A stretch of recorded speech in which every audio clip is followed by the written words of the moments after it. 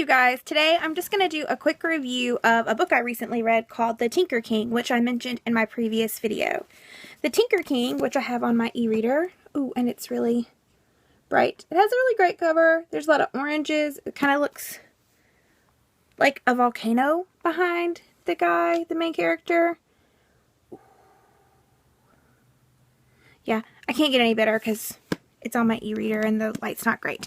But it is the sequel to The Unnaturalists by Tiffany Trent. And, as you can see, there's a really great kind of symmetry between the covers, which I really enjoy.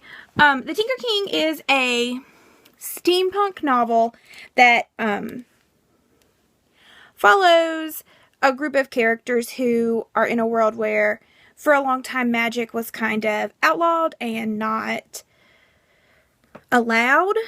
And now there's been a huge revolution in the first book, and now there's a new ruler, and that person is trying to rehabilitate the country, kind of. There are all kinds of supernatural creatures from folklore, like brownies and sprites and nymphs and dryads and all of these things. And they all exist in this Victorian version of New London, and then there are the regular people. And in the first book, a major theme is that the current rulers are taking the elementals, which are all of the, sprites and spirits and,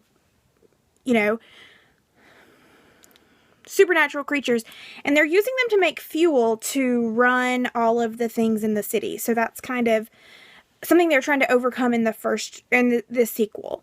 And I don't want to give a lot of plot stuff away because it kind of will ruin the first story a little bit if you don't know, if you're planning to read both of them.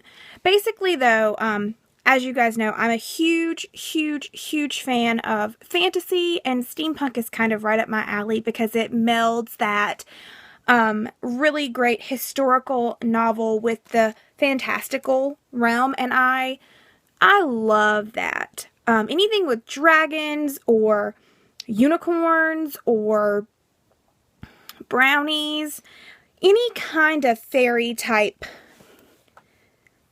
creatures, I love that. And I really enjoyed, there were several things I loved about this novel, which were plot driven, that make both of them worth your read. But things that I enjoyed differently were the human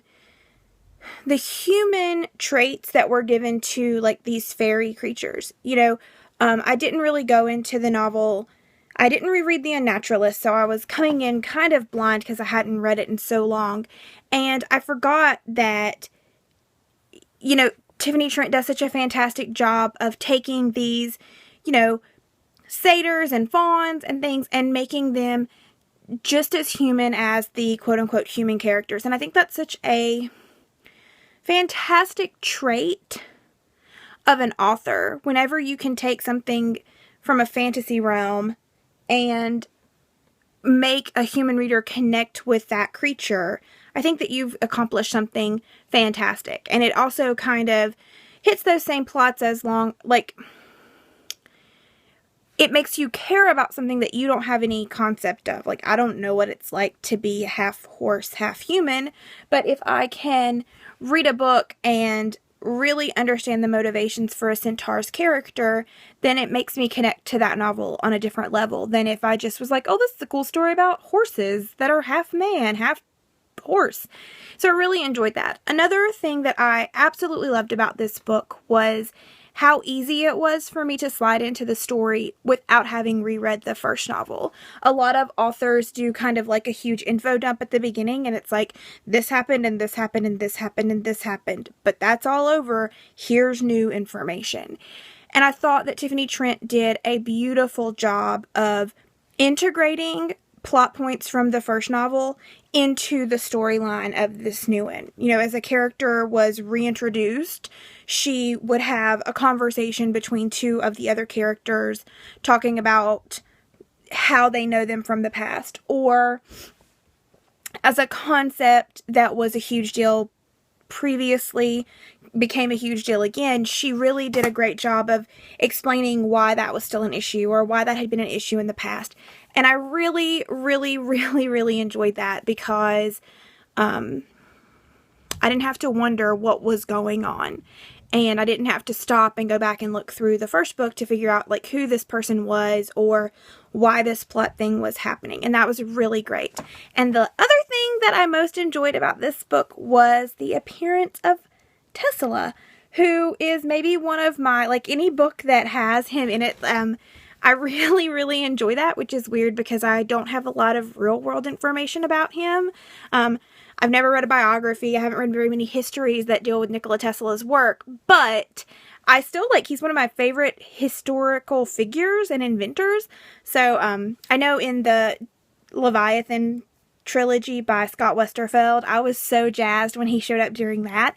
And it was kind of similar here. I kind of was like cheering in the background because I was like, oh my goodness, I can't believe that this person is here. So, I know this was a really kind of weird review because it's the second book in a series, and like I said, I don't want to give away plot points, but if you like fantasy, especially fantasy centered around fairy or fairy type creatures, if you like Victorian era or historical novels, if you would like to see how those meld, or you just enjoy steampunk, I would really, really recommend that you read these books. And it's kind of a personal thing. I know Tiffany Trent.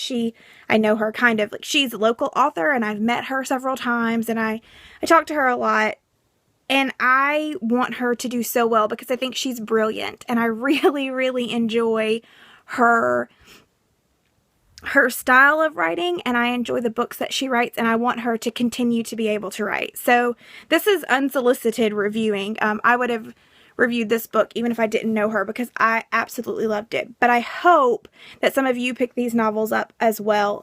The Unnaturalist and The Tinker King by Tiffany Trent, and I will link those in the down below section. If any of you have read them, let me know in the comments. If you plan to read them, let me know that too. And if you haven't read them, but you have a favorite fantasy or historical novel or steampunk novel, tell me that too, so I can hopefully check them out and expand my reading lists, or we can talk about them if I've already read them. I'm also going to drop my Goodreads info in the sidebar, so feel free to friend me there if you are an avid reader like I am. And I will hopefully see you all again in less than a month. Bye!